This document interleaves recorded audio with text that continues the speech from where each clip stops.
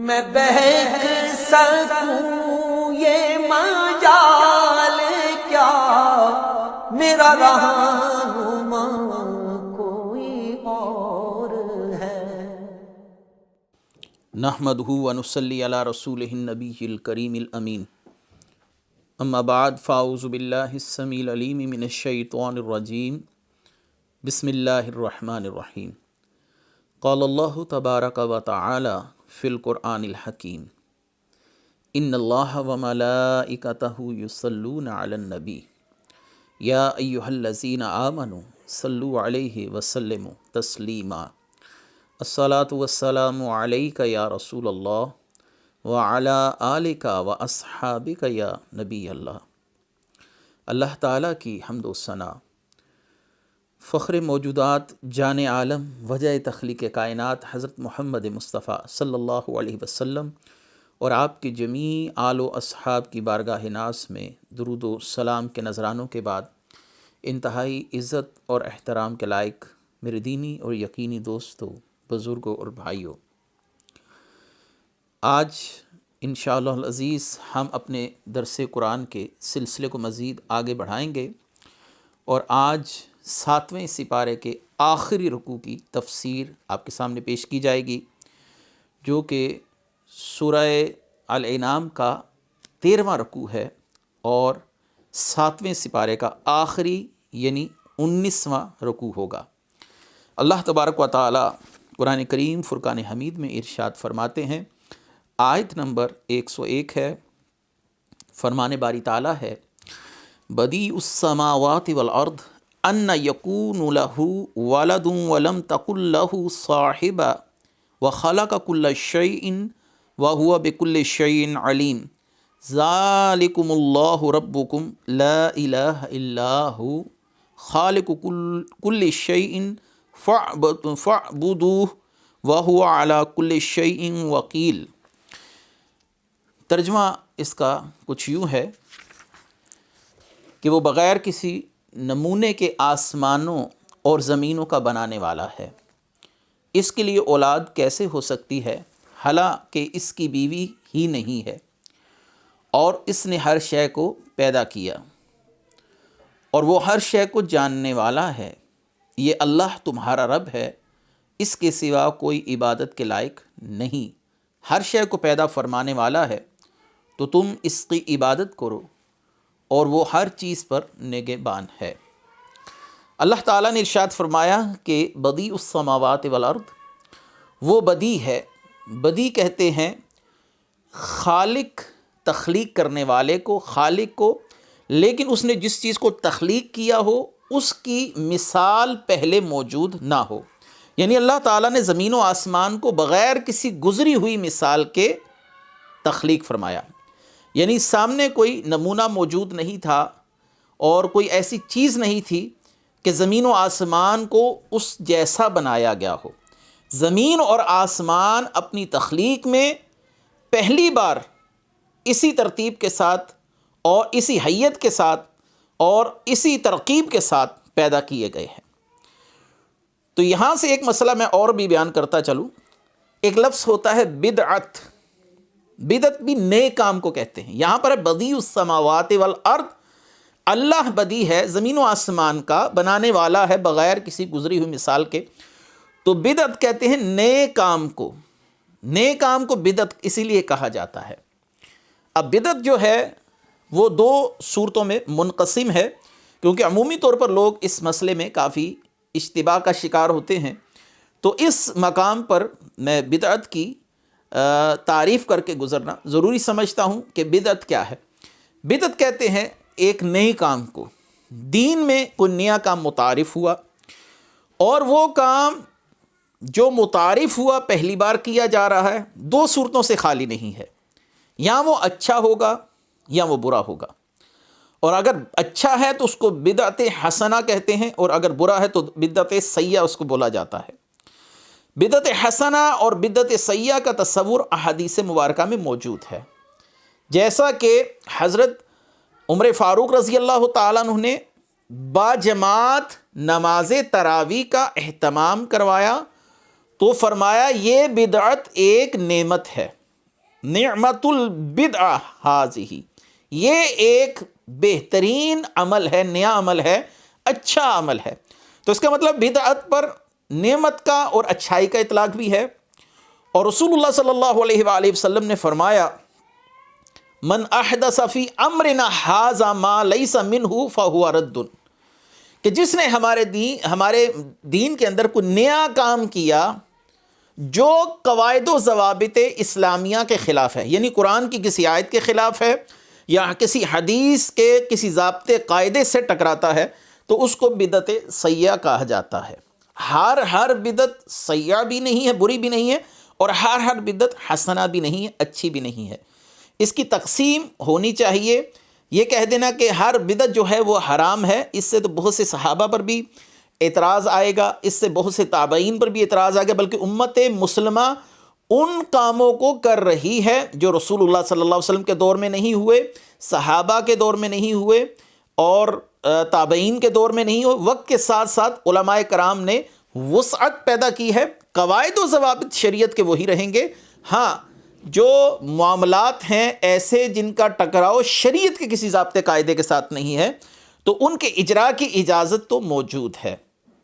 یہ نہیں ہے کہ آپ کہہ دیں کہ ہر نیا کام ہی حرام ہے، تو پھر مدارس کے اندر جو نصاب ہے یا مسجد کے اندر اذان دینا ہے، قرآن کو 30 پاروں میں منقسم کرنا ہے، بہت سے معاملات ایسے ہیں جو ختم ہو کے رہ جائیں گے، اور بہت سے معاملات ایسے ہیں جن کو آج علماء کرام نے بدعت واجبہ کہا ہے بدعت لیکن کرنا واجب ہے۔ جیسے قرآن سیکھنے کے لیے صرف و نحو کو سیکھنا، یہ نہ صحابہ کے دور میں ہے نہ تابعین کے دور میں ہے، اس کی ضرورت بعد میں پیش آئی علماء کرام کو قرآن سمجھنے کے لیے، تو پھر ان امور کو زیر استعمال لایا گیا، ان امور کو کیا گیا تاکہ شریعت کے اندر آسانی رہے۔ تو یہاں پر ہے بدیع السماوات والارض، اس نے زمین و آسمان کو بغیر کسی گزری ہوئی مثال کے یا بغیر کسی مثال کے تخلیق فرمایا۔ مزید فرمایا اس کے لیے اولاد کیسے ہو سکتی ہے حالانکہ اس کی بیوی ہی نہیں ہے۔ سورہ اخلاص میں بڑا واضح طور پر کہا گیا لم یلد ولم یولد ولم یکن لہ کفوا احد، تو خدا وہ ہے جو نہ تخلیق ہوا، نہ اس کا جز اس سے کوئی جدا ہوا، نہ اس کی بیوی ہے۔ تو یہاں سے معلوم ہوا کہ جو ہم نبی کریم صلی اللہ علیہ وسلم کی ازواج کے ایام مناتے ہیں، سیدہ عائشہ کے، سیدہ خدیجہ کے، آپ صلی اللہ علیہ وسلم کی ولادت کو بھی مانتے ہیں، اور اس سلسلے میں میلاد النبی کیا جاتا ہے، عید میلاد النبی منائی جاتی ہے پورے جوش و جذبے کے ساتھ۔ تو ہم اپنے عمل سے یہ بات کہہ رہے ہوتے ہیں کہ ہم رسول اللہ کو خدا نہیں سمجھتے۔ خدا تو وہ ہے جس کی تخلیق نہیں ہوئی، وہ کسی سے پیدا نہیں ہوا، کوئی اس سے پیدا نہیں ہوا، نہ اس کی ابتدا معلوم نہ اس کی انتہا معلوم، وہ ہمیشہ سے ہے، ہمیشہ رہے گا۔ تو رسول کریم کا تو ہم پیدا ہونا بھی مانتے ہیں، آپ صلی اللہ علیہ وسلم کی ازواج بھی مانتے ہیں، آپ کی اولاد بھی مانتے ہیں، آپ کی بیٹیوں کے بھی قائل ہیں، آپ کے بیٹوں کے بھی قائل ہیں، تو پھر کیوں کر ہم رسول اللہ صلی اللہ علیہ وسلم کے لیے عقیدہ الوہیت رکھ سکتے ہیں؟ اللہ تعالیٰ نے فرمایا اس نے ہر شے کو تخلیق فرمایا، ہر شے اسی نے تخلیق فرمائی، وَهُوَ بِكُلِّ شَيْءٍ عَلِيمٌ، اور وہ ہر شے کا جاننے والا ہے، وَخَلَقَ كُلَّ شَيْءٍ، اس نے ہر چیز کو تخلیق فرمایا ہے۔ نیکی کے امور ہیں یا کچھ دوسرے ایسے امور جو انسان کے طبیعت پر ناپسندیدہ ہے یا جن کی طرف برائی کا انتساب ہوتا ہے، تو علماء عدماً ان چیزوں کی نسبت اللہ کی طرف نہیں کرتے۔ مثلا خنزیر کو بھی اللہ تعالیٰ نے ہی تخلیق فرمایا ہے، لیکن یہ شخص جو کہے کہ اللہ تعالیٰ مالک الخنازیر ہے یا خالق الخنازیر ہے، وہ شخص کافر ہو جائے گا، کیونکہ برائی یا کسی برے امر کی نسبت اللہ کی طرف نہیں کی جا سکتی جو اس کی شان میں نقص وارد کرے۔ اس لیے علماء کرام نے اللہ تبارک و تعالیٰ کے لیے انتہائی احتیاط برتنے کا حکم دیا ہے اور سوچ سمجھ کر بولنے کا حکم دیا ہے۔ اللہ نے فرمایا ذالکم اللہ ربکم لا الہ الا ھو خالق کل شیء فاعبدوہ، اور اسی کی عبادت کرو۔ عبادت کا حقدار وہی ہے جو تمام چیزوں کا خالق ہے اور تمام چیزوں کے اوصاف سے، ان کی تاثیرات سے آگاہ ہے۔ وَهُوَ عَلَى كُلِّ شَيْءٍ وَقِيلٌ، تو تم اس کی عبادت کرو، ہر چیز پر نگہبان ہے، ہر چیز کا مشاہدہ فرماتا ہے، ہر چیز کو جانتا ہے، ہر چیز کی حفاظت کرنے والا ہے۔ اللہ تعالیٰ نے فرمایا لا تدرکہ الابصار وہو یدرک الابصار وہو اللطیف الخبیر، آنکھیں اس کا احاطہ نہیں کر سکتی وہ تمام آنکھوں کا احاطہ کیے ہوئے ہے اور وہی ہر باریک چیز کو جاننے والا ہے۔ انتہائی اہم آیت مبارکہ ہے، قرآن کی ہر آیت ہی اہم ہے، لیکن علم العقائد کے باب میں اس آیت مبارکہ کو بڑی خاص اہمیت دی جاتی ہے، کیونکہ ایک گروہ کا دعویٰ یہ ہے جن کو معتزلہ کہا جاتا ہے۔ معتزلہ وہ لوگ تھے جو مسلمانوں سے ایک گروہ کی صورت میں الگ ہوئے۔ انہوں نے اسی آیت سے استدلال کیا، کیونکہ آیت کا مطلب ہے آنکھیں اس کا احاطہ نہیں کر سکتی، تو ان کا کہنا یہ ہے کہ اللہ تعالیٰ کو کوئی آنکھ نہیں دیکھ سکتی، وہ تمام آنکھوں کا احاطہ کیے ہوئے ہے۔ بقول ان کے قیامت کے دن بھی کوئی مومن اللہ تعالیٰ کو نہیں دیکھ سکتا، کیونکہ اللہ نے قرآن میں کہہ دیا لا تدرکہ الابصار وہو یدرک الابصار۔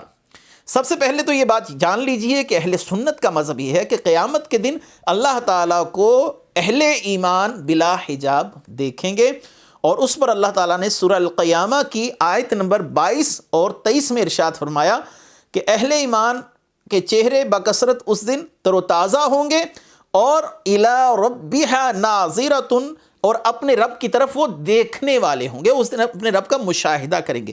رسول کریم صلی اللہ علیہ وسلم کی حدیث مبارکہ بھی سن لیجئے، پھر میں معتزلہ کے اس اعتراض کا جواب بھی دیتا ہوں، اور پھر اس مقام پر سیدہ عائشہ رضی اللہ تعالی عنہا نے جو فرمایا کہ رسول کریم صلی اللہ علیہ وسلم نے اللہ کا دیدار نہیں کیا، میں اس کا جواب بھی آپ کے سامنے پیش کرتا ہوں۔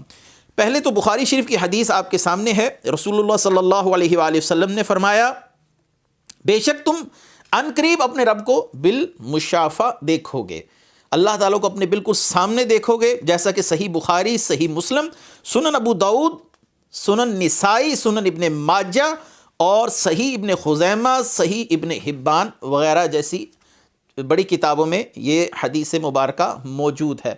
اب آتے ہیں کہ لا تدرک الابصار کا معنی کیا ہے، کیونکہ صاحب قرآن کا معنی سب سے بہتر سمجھتے ہیں، لہٰذا ہم اس کی وہی تعبیر اور تشریح کریں گے جو صاحب قرآن کی احادیث کے ساتھ موافقت رکھتی ہوگی۔ لا تدرک الابصار اصل میں ادراک کا معنی ہوتا ہے کسی چیز کو مکمل طور پر احاطہ کر لینا۔ کوئی شخص اگر دیوار کے پیچھے کھڑا ہے تو آپ صرف اس کی گردن دیکھ رہے ہیں، اس کا مکمل جسم نہیں دیکھ رہے، تو اس کا مطلب آپ کو اس کی رؤیت حاصل ہے، آپ اس کو دیکھ رہے ہیں۔ اب جب کہا جائے گا کہ ادراک تو معنی ہوگا اس کو سر سے لے کر پاؤں تک پورا دیکھ لینا۔ رؤیت اور ادراک کے اندر کچھ فرق ہے جو میں نے آپ کے سامنے بیان کیا۔ رؤیت محض دیکھنے سے ہی ثابت ہو جائے گی، لیکن ادراک کے لیے مکمل اس چیز کی جو حیت ہے اور اس چیز کا احاطہ کرنا ہے، اس پر مطلع ہونا ہے۔ رؤیت کا معنی ہے کسی چیز کو دیکھنا، اس کا مشاہدہ کرنا، اور کبھی رؤیت بغیر ادراک کے بھی ہوتی ہے۔ اللہ تعالیٰ نے حضرت موسیٰ علیہ السلام کے قصے میں کیا فرمایا؟ سورہ شعراء ہے، آیت نمبر 61 ہے۔ پھر جب دونوں جماعتوں نے ایک دوسرے کو دیکھا تو موسیٰ کے اصحاب نے کیا کہا؟ بے شک ہم ضرور پکڑے گئے ہیں، اِنَّا لَمُدْرَکُونَ، یعنی موسیٰ کے اصحاب نے ایک دوسرے کو دیکھا تھا، ایک دوسرے کا احاطہ نہیں کیا تھا۔ تو معلوم ہوا کہ نگاہیں اس کا احاطہ نہیں کر سکتی، کیونکہ وہ لامحدود ہے اور وہ جسم سے پاک ہے، مکمل طور پر احاطہ کوئی بھی آنکھ اس کا نہیں کر سکتی۔ رہا معاملہ رؤیت باری تعالیٰ کا، تو اللہ تعالیٰ کو نبی کریم صلی اللہ علیہ وسلم نے معراج کی رات دیکھا ہے۔ ہاں، اس کے دو جواب دیے جا سکتے ہیں۔ سیدہ عائشہ رضی اللہ تعالیٰ عنہ کے حوالے سے سوال کیا جاتا ہے کہ بخاری میں سیدہ عائشہ نے کہا کہ جو کہے کہ رسول اللہ صلی اللہ علیہ وسلم کل کی بات جانتے تھے یا آپ نے اللہ تعالیٰ کو دیکھا تو وہ شخص جھوٹا ہے۔ تو ہم ان باتوں کی تعویل کرتے ہیں۔ جو شخص یہ کہے کہ رسول اللہ صلی اللہ علیہ وسلم از خود کل کی بات جانتے ہیں، وہ شخص جھوٹا ہے۔ بالکل ایسا ہی ہے، از خود تو نہیں جانتے، آپ اللہ تعالیٰ کے بتلانے سے جانتے ہیں۔ اب سیدہ عائشہ خود نبی کریم صلی اللہ علیہ وسلم کے لیے عقیدہ رکھتی ہیں کہ آپ غیب جانتے ہیں۔ وہ کیسے؟ کہ خود سیدہ عائشہ اس حدیث کی راویہ ہیں کہ رسول اللہ صلی اللہ علیہ وسلم نے فرمایا تم میں سے، یعنی ازواج مطہرات میں سے، فوت ہو کر جو خاتون مجھے سب سے پہلے ملے گی وہ ہے جس کے ہاتھ زیادہ لمبے ہیں۔ تو سیدہ عائشہ خود اس حدیث کی راویہ ہیں، خود بتا رہی کہ رسول اللہ صلی اللہ علیہ وسلم نے ہمیں پہلے بتا دیا کہ ہم میں سے کون سی زوجہ رسول اللہ صلی اللہ علیہ وآلہ وسلم سے بعد از وصال سب سے پہلے ملنے والی ہے۔ اگر سیدہ عائشہ کا یہ عقیدہ نہ ہوتا تو پھر سیدہ عائشہ اس حدیث کو روایت ہی نہ کرتی۔ یہ حدیث بھی بخاری میں ہے۔ تو معلوم ہوا کہ اس حدیث کا معنی کہ جو یہ کہے کہ رسول اللہ صلی اللہ علیہ وسلم کل کی بات جانتے ہیں وہ جھوٹا ہے۔ معنی یہ ہے کہ از خود جانتے ہیں تو وہ جھوٹا ہے. ہم از خود کے عقیدے کے قائل ہی نہیں ہیں. ہم کہتے ہیں وَعَلَّمَكَ مَا لَمْ تَكُنْ تَعْلَمْ. اللہ فرماتے ہیں محبوب ہم نے آپ کو بتا دیا ہے جو آپ نہیں جانتے تھے. اب آگے دوسرا حصہ اس حدیث کا کہ سیدہ عائشہ فرماتی ہیں کہ رسول اللہ صلی اللہ علیہ وسلم نے اللہ تعالیٰ کو نہیں دیکھا. لا تدرک الابصار وہو یدرک الابصار. وہ اسی آیت مبارکہ سے دلیل لیتی ہیں. تو سیدہ عائشہ رضی اللہ تعالیٰ عنہا کا کہنا بھی صحیح ہے. وہ کیسے؟ کیونکہ سیدہ عائشہ کا کہنا یہ ہے کہ اس عالم میں، اس جہان میں کوئی اللہ تعالیٰ کا مشاہدہ نہیں کر سکتا. یہ بات تو بالکل ٹھیک ہے کہ اس عالم میں اللہ تعالیٰ کا مشاہدہ کوئی بھی نہیں کر سکتا. رسول کریم صلی اللہ علیہ وسلم نے جو اللہ تعالیٰ کا مشاہدہ کیا، اللہ تعالیٰ کو دیکھا، وہ اس عالم میں نہیں تھا، وہ لامکان میں تھا. تو لہٰذا دونوں احادیث میں تطبیق ہو جاتی ہے. ایک جواب تو علماء نے یہ بھی دیا کہ سید عائشہ نے فرمایا کہ لا تدرک الابصار وہو یدرک الابصار. تو جب یہ بات معراج النبی کی ہے، معراج تو سید عائشہ رضی اللہ تعالی عنہا کے نکاح میں آنے سے پہلے کا واقعہ ہے.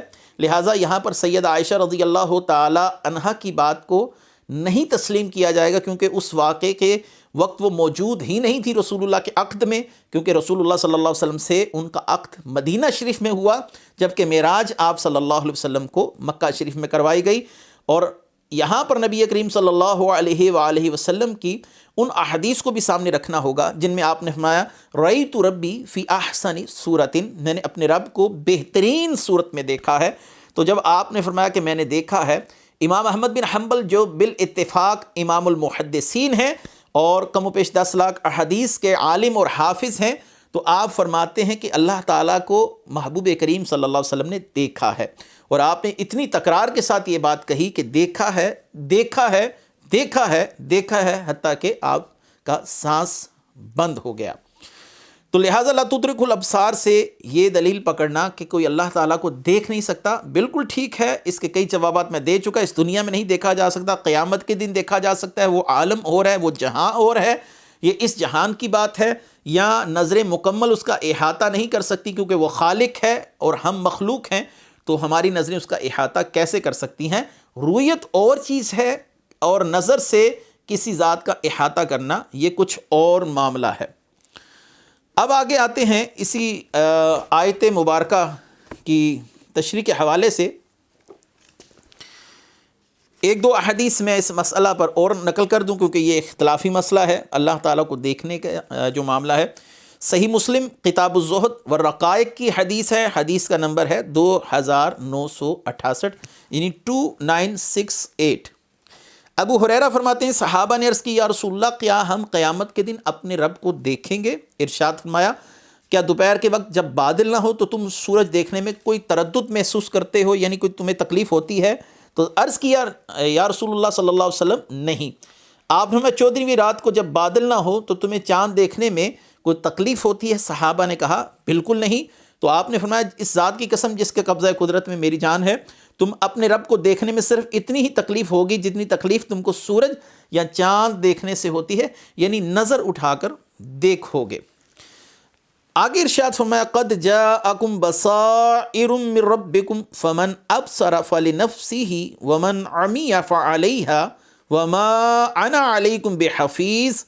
بے شک تمہارے پاس تمہارے رب کی طرف سے آنکھیں کھولنے والی دلیلیں آ گئی، تو جس نے انہیں دیکھ لیا اور اپنے فائدے ہی کے لیے قبول کیا اور جو دیکھنے سے اندھا رہا تو یہ بھی اسی پر ہے، اور میں تم پر نگہبان نہیں. اے حبیب آپ لوگوں سے فرما دیجئے کہ تمہارے پاس رب کی طرف سے توحید کی بڑی واضح نشانیاں. پچھلے رکوع میں ہم نے آسمان، زمین اور ان واضح نشانیوں کے متعلق گفتگو کی تھی جن کو ہر صاحب عقل دیکھ کر سمجھ سکتا ہے کائنات کا نظام قدرت باری تعالیٰ کی بہت بڑی دلیل ہے. تو اللہ تعالیٰ نے فرمایا تمہارے پاس دلیلیں موجود ہیں. رسول اللہ صلی اللہ علیہ وسلم کی بعثت، آپ کا چاند توڑنا، آپ کی انگلیوں سے چشموں کا جاری ہونا، آپ کے ہاتھوں سے معذور لوگوں کا شفا یاب ہونا، مادرزاد اندھوں کا شفا یاب ہونا، آپ کے بطن اقدس سے ایک بے جان تنے کا مس ہو کر احساس، ادراک اور شعور پا جانا، یہ تمام باتیں واضح نشانیاں تھیں. اللہ تعالیٰ نے فرمایا جو ان کے بعد بھی خود سے اندھا بنا رہے تو پھر یہ اس کا اپنا قصور ہے. اگر کوئی شخص کبوتر کی طرح بلی کو دیکھ کر آنکھیں بند کر لے تو یہ اس کا اپنا قصور ہے، اس نے حقیقت سے نظریں چرائی ہیں، اس میں کسی معجزے دکھانے والے پر اعتراض نہیں کیا جا سکتا۔ اللہ تعالیٰ نے مزید ارشاد فرمایا وَكَذَلِكَ نُصَرِّفُ الْآيَاتِ وَلِيَقُولُوا دَرَسْتَ وَلِنُبَيِّنَهُ لِقَوْمٍ يَعْلَمُونَ، اور ہم اسی طرح بار بار آیتیں بیان کرتے ہیں اور اس لیے تاکہ کافر بول اٹھیں کہ تم نے پڑھ لیا ہے، اور اسی لیے تاکہ ہم اسے علم والوں کے لیے واضح کر دیں۔ آیت کا مفہوم یہ ہے کہ ہم بار بار اپنی آیتیں بیان کرتے ہیں، بار بار توجہ دلائی جاتی ہے، بار بار ان لوگوں کو متوجہ کیا جاتا ہے تاکہ عبرت حاصل کریں اور ان پر حجت اتمام ہو جائے کہ ہمیں صرف ایک بار بات کہی گئی تھی، ہمیں اگر مزید سمجھایا جاتا تو ہم بات مان لیتے۔ تو اللہ تبارک و تعالیٰ نے اپنے محبوبوں کی یہ ذمہ داری لگائی ہے کہ وہ مخلوق تک پیغام پہنچائیں، انہیں تبلیغ کرتے رہیں، اور لیکن کافروں کی حالت یہ ہے کہ وہ اس سے عبرت حاصل ہی نہیں کرتے۔ کافر کی مثال ایسی ہے کہ جس شخص پر کسی پر بارش برس رہی ہو اور وہ اپنے سر پر ایک چھتری کر کر اس بارش سے بچے، تو اب بارش کے قطرات اس کے جسم پر نہیں پڑ رہے، تو اس نے اس بارش سے بچنے کی جو سبیل کی وہ خود سے کی ہے۔ تو اللہ تبارک و تعالیٰ کا نور، اللہ تعالیٰ کی طرف سے ہدایت بھی برس رہی ہے، اگر انہوں نے خود کو گمراہیوں کی چھتریوں کے نیچے چھپا رکھا ہے اور اس نور سے، اس ہدایت سے ان کو حصہ نہیں مل رہا، تو یہ ان کی اپنی غلطی ہے، ان کا اپنا قصور ہے۔ اللہ تعالیٰ نے فرمایا اے محمد صلی اللہ علیہ وسلم، آپ نے گزشتہ کتابوں کو پڑھ لیا ہے، وہی پڑھ کر ہمیں بتا رہے، وہ ابو کفار کا یہ کہنا ہے کہ آپ پہلی کتابیں، پہلے لوگوں کی کہانیاں پڑھ کر ہمیں بتا رہے ہیں، اور یہ کہانیاں اور یہ باتیں پچھلی کتابوں سے آپ نے اخذ کی ہیں۔ اب نبی کریم صلی اللہ علیہ وسلم کا امی ہونا اس مقام پر ہمیں وہ حکمت سمجھ آتی ہے۔ ایک طرف وہ یہ لوگ جانتے تھے کہ آپ صلی اللہ علیہ وسلم امی ہیں، یعنی بظاہر کسی سے نہیں پڑھے، یہ بات خود ان کو متردد کر دیتی تھی کہ آپ صلی اللہ علیہ وسلم پچھلی اقوام عالم کے حال احوال کیسے جانتے ہیں، ان پر اللہ کے انعامات کیسے جانتے ہیں، ان پر عذاب کی کیفیات کیسی جانتے ہیں۔ کبھی آپ کو شاعر کہہ دیتے تھے، کبھی آپ صلی اللہ علیہ وسلم کو ساحر یعنی جادوگر کہتے تھے، نعوذ باللہ۔ کبھی آپ صلی اللہ علیہ وسلم پر اعتراض ہوتا تھا کہ آپ یہ پچھلی کتابیں پڑھ کر سنا رہے ہیں، تو خود اس سے معلوم ہوا کہ جھوٹا انسان ایک بات پر کھڑا نہیں رہتا۔ کبھی وہ رسول اللہ صلی اللہ علیہ وسلم کو کیا کہتے ہیں، کبھی کیا کہتے ہیں، خود بھی ایک بات پر کھڑے نہیں ہیں۔ یہاں پر بھی ان کے دل گواہی دے رہے ہیں کہ ہم جھوٹ بول رہے ہیں۔ ساری زندگی جس کو صادق اور امین کہا، ان کے متعلق جانتے بھی ہیں کہ یہ کسی سے پڑے ہوئے نہیں ہیں، لیکن اس کے باوجود ان کی بدبختی دیکھیے یا ضد اور ہٹ درمی دیکھیے کہ رسول اللہ صلی اللہ علیہ وسلم کو کہہ رہے ہیں کہ آپ یہ پچھلی کتابیں پڑھ کر ہمیں حال احوال سنا رہے ہیں، حالانکہ وہ یہ جانتے بھی ہیں کہ رسول اللہ صلی اللہ علیہ وسلم بظاہر کسی سے نہیں پڑے ہوئے۔ اللہ تعالیٰ نے اس کا جواب اگلی آیت مبارکہ میں دیا، اتبع ما اوحی الیک من ربک لا الہ الا ھو فاعرض عن المشرقین ولو شاء اللہ ما اشرکوا وما جعلناک علیہم حفیظا وما انت علیہم بوکیل۔ تم اس وحی کی پیروی کرو جو تمہاری طرف، تمہارے رب کی طرف سے بھیجی گئی ہے، اس کے سوا کوئی معبود نہیں، اور مشرکوں سے منہ پھیر لو۔ اگر اللہ چاہتا تو وہ شرک نہ کرتے، اور ہم نے تمہیں ان پر نگہبان نہیں بنایا اور نہ آپ ان پر نگران ہیں۔ آپ صلی اللہ علیہ وآلہ وسلم کو کہا جا رہا ہے اے محبوب، جو آپ پر وحی اتاری جاتی ہے آپ صرف اسی کی پیروی کیجئے، اور جو آپ صلی اللہ علیہ وآلہ وسلم کو دل برداشتہ کرنے کے لیے یہ کفار بیہودگیاں اور بکواسات کرتے ہیں، آپ ان کی طرف التفات نہ کیجئے۔ یہ رسول اللہ صلی اللہ علیہ وسلم کو اصل میں تسلی دی گئی ہے، آپ کا دل رنجیدہ نہ ہو، آپ صلی اللہ علیہ وآلہ وسلم سے اللہ کی محبت ہے۔ یہ محبوب آپ ان کی باتوں کی طرف توجہ نہ دیں، صرف آپ اس بات کی پیروی کیجئے جو اللہ کی طرف سے آپ پر نازل کی جا رہی ہیں۔ اگر اللہ تعالیٰ چاہتا تو اپنے اختیارات سے ان تمام مشرکین کو اسلام میں داخل کر لیتا، لیکن اللہ تعالیٰ نے ان کے لیے دو راستے واضح کر دیے، ایک برائی کا راستہ، ایک اچھائی کا راستہ، اور ان کے اختیار پر چھوڑ دیا کہ اس میں سے وہ کس راستے کو اپناتے ہیں تاکہ قیامت کے دن وہ اپنی مرضی اور منشا کے مطابق سزا اور جزا کے مستحق ہو سکیں، کہ تمہارے لیے یہ راستہ برائی کا ہے، اس کا انجام برا ہے، یہ راستہ اچھائی کا ہے، اس کا انجام اچھا ہے۔ جب انبیاء نے اللہ تعالیٰ کے دین کی تبلیغ میں کسی قسم کی کوئی بخیلی نہیں کی، تو پھر اس ساری صورتحال میں اگر گناہ گار کوئی بنتا ہے یا ذمہ دار کوئی بنتا ہے اپنی گمراہی کا تو وہ کفار خود ہیں۔ آگے اللہ تعالیٰ نے ارشاد فرمایا وَلَا تَسُبُّوا الَّذِينَ يَدْعُونَ مِن دُونِ اللَّهِ فَيَسُبُّوا اللَّهَ عَدْوًا بِغَيْرِ عِلْمٍ كَذَلِكَ زَيَّنَ لِكُلِّ أُمَّةٍ أَعْمَالُهُمْ ثُمَّ إِلَىٰ رَبِّهِمْ مَرْجِعُهُمْ فَيُنَبِّئُهُم بِمَا كَانُوا يَعْمَلُونَ۔ اور انہیں برا بلا نہ کہو جنہیں وہ اللہ کے سوا پوچھتے ہیں کہ وہ زیادتی کرتے ہوئے جہالت کی وجہ سے اللہ کی شان میں بے ادبی کریں گے۔ یوں ہی ہم نے ہر امت کی نگاہ میں اس کے اعمال کو آراستہ کر دیا، پھر انہیں اپنے رب کی طرف پھرنا ہے تو وہ انہیں بتا دے گا جو وہ کرتے تھے۔ جب مسلمان کفار کے بتوں کی برائی کرتے تاکہ بتوں کی بے بسی کو ظاہر کریں تو کفار غصے میں آ کر اللہ تعالیٰ کی ذات پر اعتراضات کرتے۔ اگرچہ بتوں کو برا کہنا اور اس حقیقت کا اظہار اطاعت ہے، اللہ کی ثواب ہے، لیکن اللہ تعالیٰ نے منع فرما دیا۔ تو ایسا معاملہ جو ہونے کی لیکن اس سے فساد لازم آئے تو اس کو چھوڑ دینا چاہیے۔ یہ واعظین اور مبلغین کے لیے ایک نصیحت والی بات ہے۔ مشرقین اپنے بتوں کو اللہ سے بڑھ کر چاہتے تھے، اس لیے وہ اللہ تعالیٰ کی شان میں بے ادبی کرتے ہوئے ایک لمحے کے لیے سوچتے تھے جب بتوں کے لیے کچھ سخت الفاظ کہے جائیں۔ آگے اللہ تعالیٰ نے فرمایا وَأَقْسَمُوا بِاللَّهِ جَاهَدَ أَيْمَانِهِمْ لَئِن جَاءَتْهُمْ آيَاتٌ لَّيُؤْمِنُنَّ بِهَا قُلْ إِنَّمَا الْآيَاتُ عِندَ اللَّهِ وَمَا يُشْعِرُكُمْ أَنَّهَا اذا جاءت لا یؤمنون۔ اور انہوں نے بڑی تاکید سے اللہ کی قسم کھائی اگر ان کے پاس کوئی نشانی آئی تو ضرور اس پر ایمان لائیں گے۔ تم فرما دو نشانیاں اللہ کے پاس ہیں، تمہیں کیا خبر جب وہ نشانیاں آئیں گی تو بھی یہ ایمان نہیں لائیں گے۔ رسول اللہ صلی اللہ علیہ وسلم کو بتایا جا رہا ہے، محبوب صلی اللہ علیہ وسلم یہ آپ سے مطالبات کر رہے ہیں اپنی منہ مانگی نشانیوں کے، لیکن اگر ان نشانیوں کو دیکھنے کے بعد بھی یہ ایمان نہ لائے تو اللہ تعالیٰ ان کو تہس نہس کر دے گا۔ یہ قاعدہ ہے، ضابطہ ہے، منہ مانگے معجزات کے بعد اگر کسی قوم نے اللہ تعالیٰ کی اطاعت نہیں کی تو اللہ تعالیٰ نے اس کو تباہ و برباد کر دیا۔ رسول اللہ صلی اللہ علیہ وسلم نے اسی لیے ان لوگوں کے منہ مانگے مطالبات کو پورا نہیں فرمایا کیونکہ آپ رحمت للعالمین ہیں۔ آگے ارشاد فرمایا وَنُقَلِّبُ أَفْئِدَتَهُمْ أَبْصَارَهُمْ كَمَا لَمْ يُؤْمِنُوا بِهِ أَوَّلَ مَرَّةٍ وَنَذَرُهُمْ فِي طُغْيَانِهِمْ يَعْمَهُونَ۔ اور ہم نے ان کے دلوں اور ان کی آنکھوں کو پھیر دیں گے جیسا کہ یہ پہلی بار اس پر ایمان نہ لائے تھے، اور انہیں ان کی سرکشی میں بھٹکتا ہوا چھوڑ دیں گے۔ چاند کا 2 ٹکڑے ہو جانا، رسول اللہ صلی اللہ علیہ وسلم پر آیات قرآنی کا نزول، ان کے لیے ایسے معجزات تھے جس نے ان کے لیے تمام حجت کو اتمام کر دیا۔ اگر یہ اس کو دیکھ کر بھی ایمان نہیں لائے تو مزید نشانیاں دیکھ کر کیا ایمان لائیں گے۔ بڑے بڑے معجزات انہوں نے رسول اللہ صلی اللہ علیہ وسلم کے دیکھے لیکن یہ معجزات ان کو فائدہ نہیں دے سکے۔ تو اللہ تبارک و تعالیٰ اپنے محبوب کریم صلی اللہ علیہ وسلم کی محبت پر زندگی اور اسی پر موت نصیب فرمائے۔ وآخر دعوانا ان الحمد للہ رب العالمین۔ میں بہک سکوں یہ مجال کیا میرا رہا